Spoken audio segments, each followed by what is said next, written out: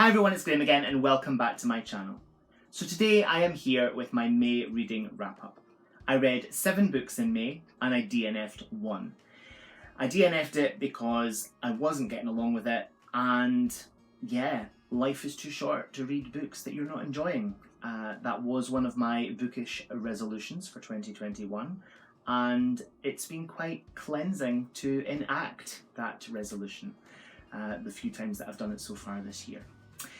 But yeah, without much further ado, let's get into the books. So I will begin with the one that I DNF'd, which was May's pick from my TBR jar, the one that my husband Duncan created for me. This is Around the World in 80 Days by Jules Verne. April's choice was a Jules Verne novel, and that was not 20,000 Leagues Under the Sea. What are you talking about, Graham? That was Journey to the Centre of the Earth. And while I like that, I found it a bit of a slog to get through. And this felt very much the same. I got, I think, about maybe 30 or 40 pages into this, and I just thought, it's too much Verne, it's too much Jules Verne. And so, yeah, I didn't enjoy it. I think this centres around a man called Phileas Fogg, who travels around the world in 80 days as part of a bet. There are hot air balloons and trains and planes and all that kind of stuff. And yeah, I'll probably read it in the future, who knows. But yeah, it wasn't for me at the present time. So yes. The next book that I read, I did read in full and I absolutely loved. I read this for Christie Fest, which is hosted by the lovely Lil at Lil's Vintage World, and Julie the Hungry Bookworm. This is Sad Cypress by Agatha Christie. I absolutely adore this. Typical Agatha Christie. Involves poison and murder and money and greed and family, secrets and all that kind of good stuff. This centres around Eleanor Carlisle, who is a young woman whose aunt dies, and she is left with the estate and all the money, and then another young woman also dies. And yeah, Poirot steps in and he solves the mystery, and it is a really twisty one, and I absolutely loved this. It was brilliant. So the next one that I read was a tiny collection of haiku, which is like Japanese poetry. I was actually recommended this by a friend on Instagram. I can't remember their Instagram handle, but I'll pop it on the screen if I do. It'll be in the description down below as well. It is on Love and Barley, the Haiku of Basho, and this is by Matsuo Basho. This is all about sort of nature and living kind of in the countryside, in the mountains in Japan. I believe that Basho was a monk or a priest of some kind. This was just so pretty, really simple but impactful poetry, which is just, it was lovely, and I thoroughly enjoyed the couple of hours it took me to read this book. Yeah, it was brilliant. So the next one that I read was another poetry collection, and this one I enjoyed a lot less than I enjoyed the Matsuo Basho, the haiku. This is Admiral FitsRoy's Barometer by Pat Borthwick. I don't know why I didn't DNF this. It just wasn't really my cup of tea. There was a couple of poems in here that were okay. I haven't really retained what it was all about. So yeah, I will probably pass this on to the charity shop. Yeah, because I don't really remember. It wasn't, you know, it didn't stick in my mind. So yeah, off it goes. But it was an okay read, just not really my cup of tea.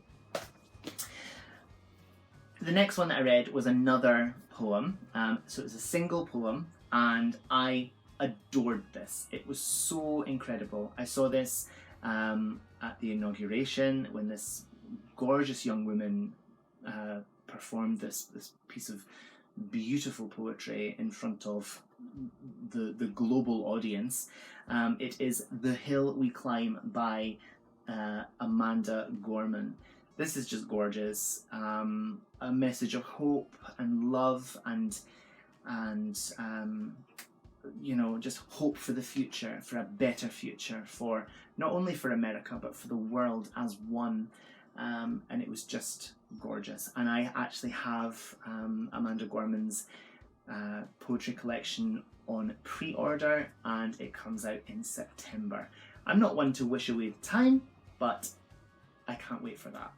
But yeah, this was just beautiful. I adored this so much, and the cover is gorgeous as well. So the next one that I read was another recommendation from an Instagram friend who I can't remember the handle of. Again, I am so bad. I'll pop it on the screen or in the description below. This is a very short sort of novella, and it is called Mothering Sunday by Graham Swift. And this tells the story of a young woman who is a maid working in a big house in the 1920s, but she is also having an affair with a young sort of society gentleman from a neighbouring estate, a neighbouring house. And it's kind of told in fits and starts. We kind of get like the future version of Jane Fairchild, I think the lady's name is. Yes, Jane Fairchild. So in the future, as an older woman, she has become a best-selling novelist, a writer of great renown, and then we get to see her in the 20s having her affair.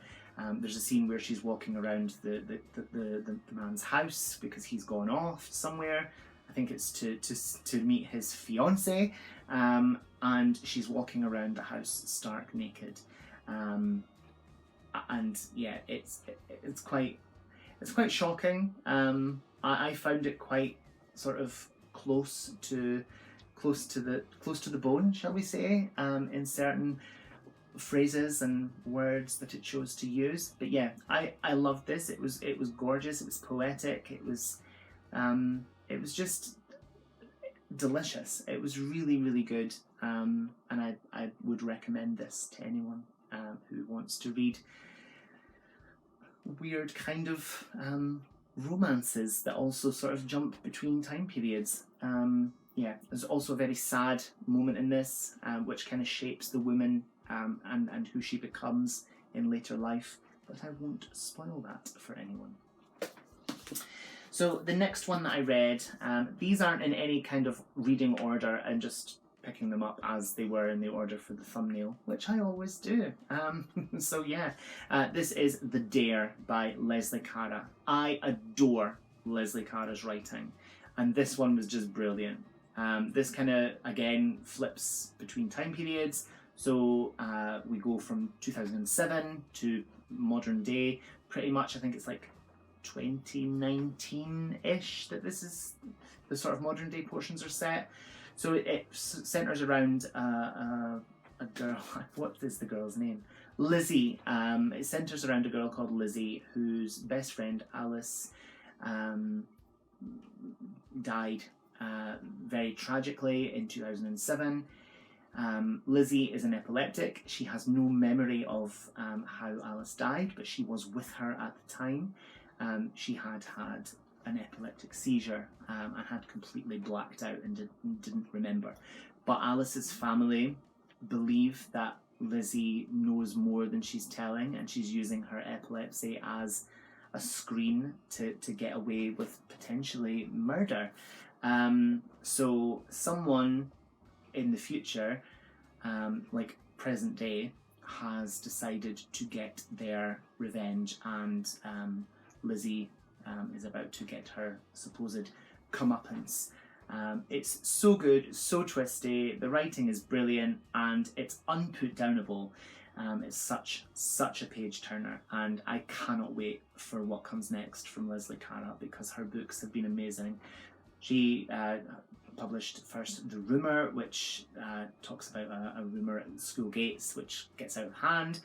And then there was Who Did You Tell, which talks about a woman who is a recovering alcoholic, and she and her struggle with that. And the stories are just absolutely brilliant, and I adored this one. This was great. So yeah, I can't wait to see what's coming next from Lesley Cara. So the last one in this video, I really loved this book. I read this for Sykes and Savage Book Club, which is hosted by the lovely Simon Savage and Melanie Sykes. This was Home Stretch by Graham Norton. This tells the story of, well, we begin in Ireland. It's the day before a huge village wedding between two quite prominent families, I believe, and everyone in the village is involved. An accident occurs and there are 6 people in the car. 3 of them die tragically, and it goes from there.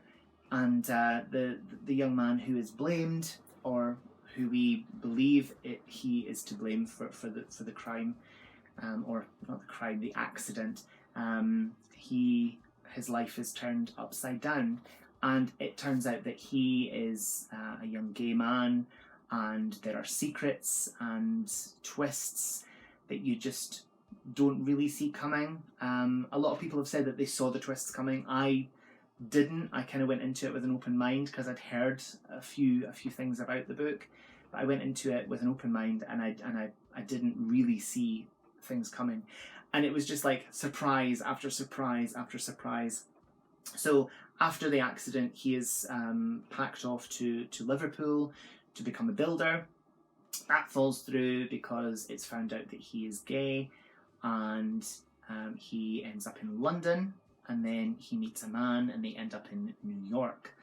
And it's just, everything kind of comes round full circle, and it kind of flops between present day and the day of the crash in 1987. I'm not doing this book justice the way I'm talking about it, but it is exceptionally good, and I thoroughly enjoyed it.